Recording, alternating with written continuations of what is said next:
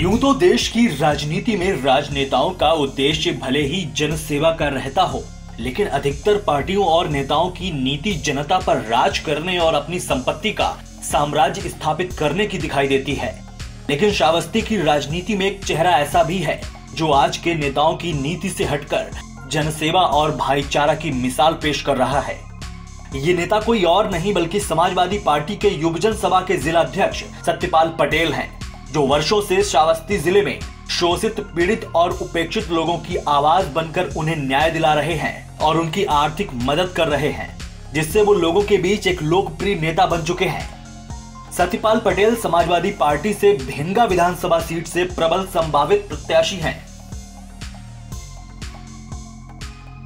Satyapal Patel Samajwadi party से भिनगा विधानसभा seat से प्रबल संभावित उम्मीदवार हैं।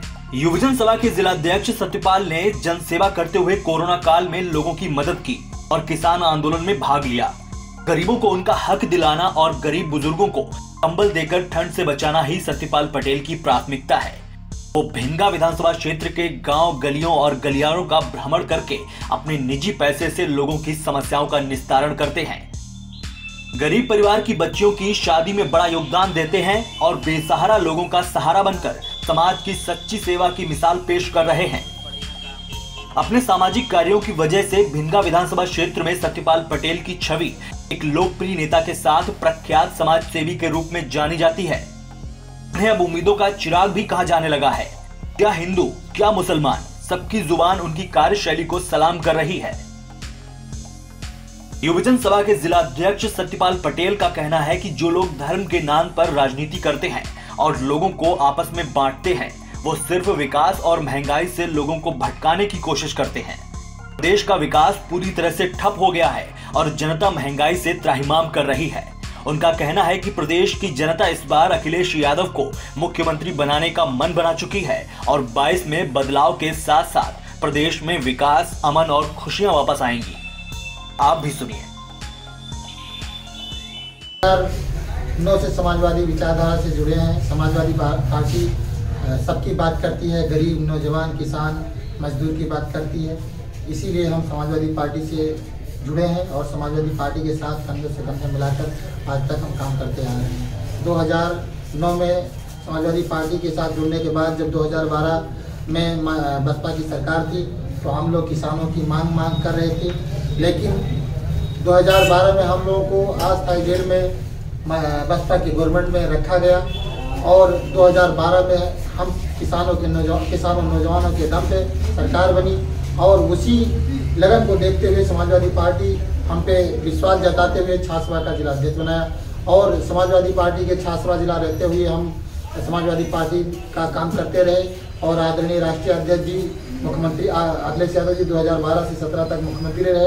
हम नौजवानों से मासिक मीटिंग करके हम लोग की समस्या, जिला की समस्या जानते रहे कि क्या समस्या है और जो समस्या रहती थी उस समस्या के बारे में हम लोग राष्ट्रीय अध्यक्ष से बताते थे, वो तुरंत निस्तारण करते थे और उस पर अमल भी किए। 4 लाइन बनाए, 2 लाइन बनाए, हॉस्पिटल बनाए, तमाम पुल पुलिया, सड़कों का जाल बिछाया। जितना विकास समाजवादी पार्टी सरकार में 12 से 17 तक हुई है, आज तक जब से देश आज़ाद हुआ है श्रावस्ती में इतना विकास नहीं हुआ है। आप समाज सेवी भी हैं और 22 के चुनाव को लेकर भिनगा विधानसभा से टिकट की मांग भी कर रहे हैं, क्या कहना चाहेंगे? देखिए, टिकट हम मांग रहे हैं। राष्ट्रीय अध्यक्ष जी, प्रदेश अध्यक्ष जी हम पे विश्वास करेंगे तो हमको टिकट देंगे। हमें आशा और विश्वास है कि माननीय राष्ट्रीय अध्यक्ष जी नौयुवकों पर विश्वास करते हैं और वो हमको चुनाव लड़ा भी सकते हैं और यदि हमको मौका मिला तो हम किसानों के लिए, नौजवानों के लिए काम करते रहेंगे। और आज भी जो 22 के चुनाव को लेकर क्या तैयारियां हाथ की? 22 के चुनाव को लेकर के हम लोग का मेन एजेंडा है, राष्ट्रीय अध्यक्ष जी द्वारा जो विकास किया जा रहा था उस विकास को रोक दिया गया है। हमारे राष्ट्रीय अध्यक्ष के ही एजेंडा में चुनाव लड़ा जाएगा, क्योंकि समाजवादी पार्टी की जब सरकार थी तो उन्होंने महिलाओं को प्रति महीना 500 रुपया दिया जा रहा था। किसानों को उनकी जो है फसल की मुआवजा दी गई। हमारे यहाँ बाढ़ आई 14 में, हर किसान को जो नुकसान हुआ था नुकसान की भरपाई की गई, लेकिन ये भारतीय जनता पार्टी की सरकार में अभी किसानों का जो है तमाम धान बह गया, लेकिन 1 रुपया भी किसान को नहीं दिया गया। तो हमारा मेन मुद्दा है हम राष्ट्रीय अध्यक्ष जी के व्यवस्था को हम लोग बताते हैं, गांव में जाकर बताते हैं। और हमारे साथ भारी से भारी संख्या में किसान, नौजवान, मजदूर सब हैं। और हम लोग इस समय 2022 का चुनाव जीतेंगे, राष्ट्रीय अध्यक्ष जी मुख्यमंत्री बनेंगे और फिर से विकास की रफ्तार बढ़ेगी और हमारा देश तरक्की करेगा।